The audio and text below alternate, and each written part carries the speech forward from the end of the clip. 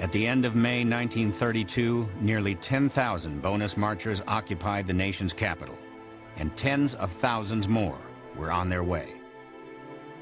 Police Chief Glassford realized he was on his own. They followed their leaders in the childlike faith that their government would help them, just as they had responded during the war. Hence, I felt these veterans could not be treated like bums. On June 4th, thousands of Washingtonians lined the streets to see what the Washington Post called the strangest military parade the capital had ever witnessed. The BEF was marching in full force. Within days, Walter Waters had a full-fledged lobbying operation underway.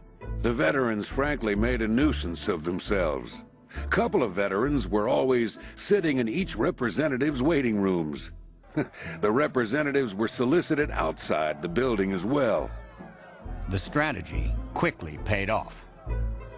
After just 2 weeks, the House of Representatives passed the bonus bill. The BEF had won a battle, but a greater one awaited them in the Senate. In a remote neighborhood of Washington known as Anacostia, an enormous tent and shack city rose from the mudflats. Here, the threadbare heroes of World War I formed their last great encampment. We just drove in and we were ankle deep in mud.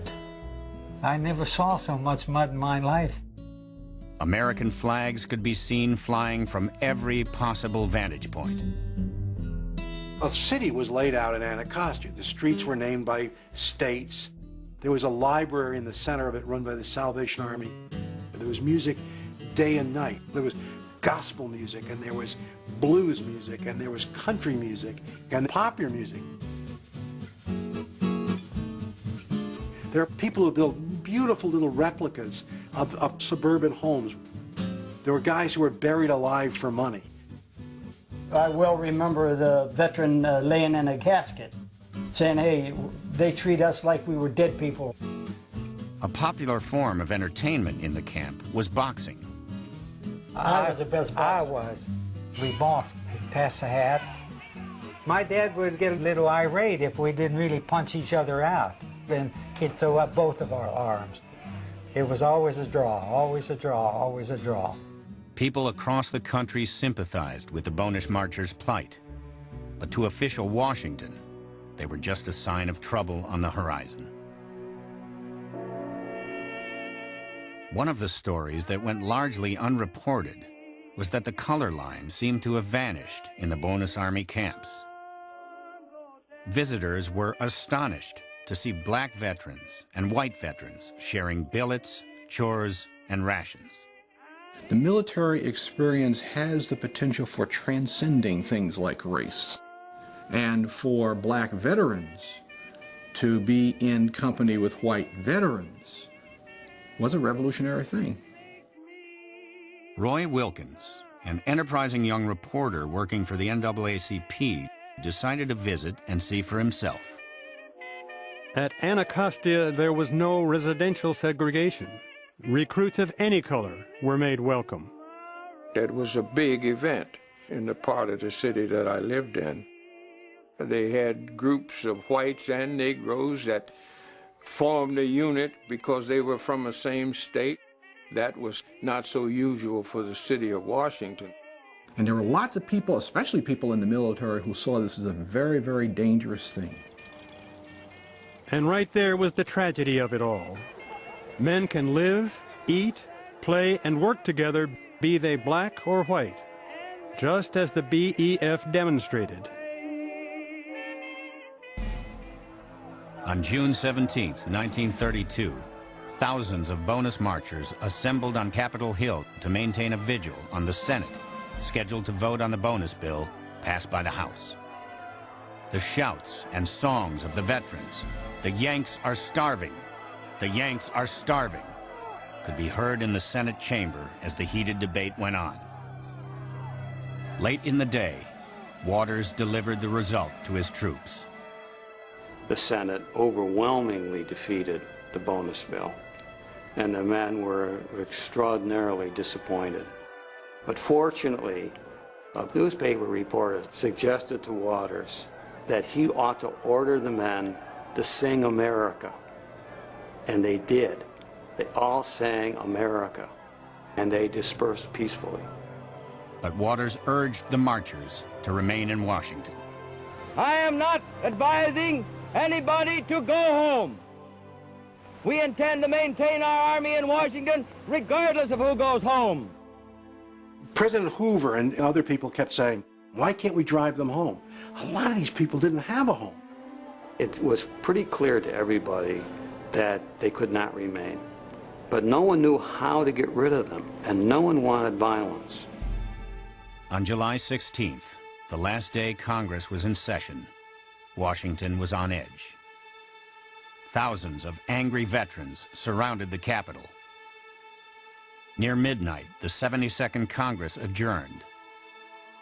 Congressmen left through back doors and underground tunnels to avoid confrontations. The situation had come to a head. The president ordered the evacuation of the veterans from downtown Washington. By police count, there were still 11,698 marchers and their families in Washington. Midway between the White House and the Capitol stood a row of half-demolished buildings where hundreds of marchers were living. On the morning of July 28th, the wheels were in motion to evict them. Waters urged his men to cooperate.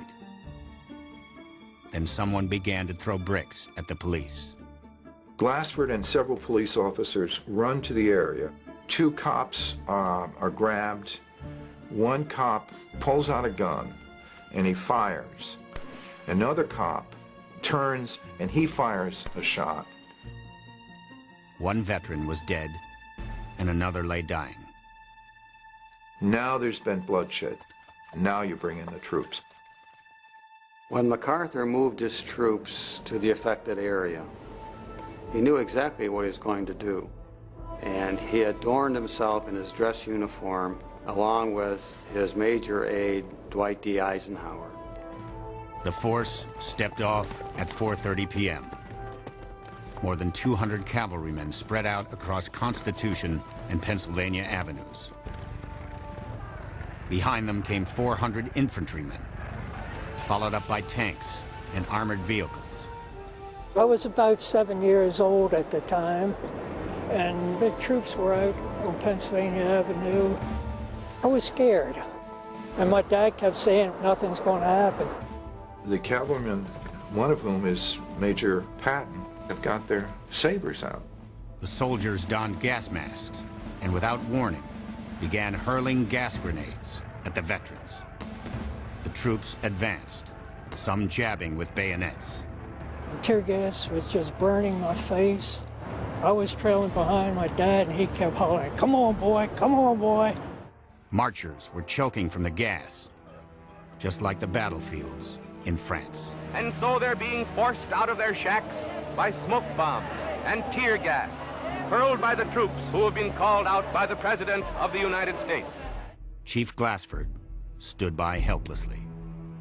The veterans did not believe the country for which they had fought would ignore the plight into which the Depression had placed them. Many did not believe that United States troops would take the field against them. By early evening, most of the marchers had been driven across a drawbridge that led to their main camp. The president does not want MacArthur to cross the bridge, and MacArthur disregards the order.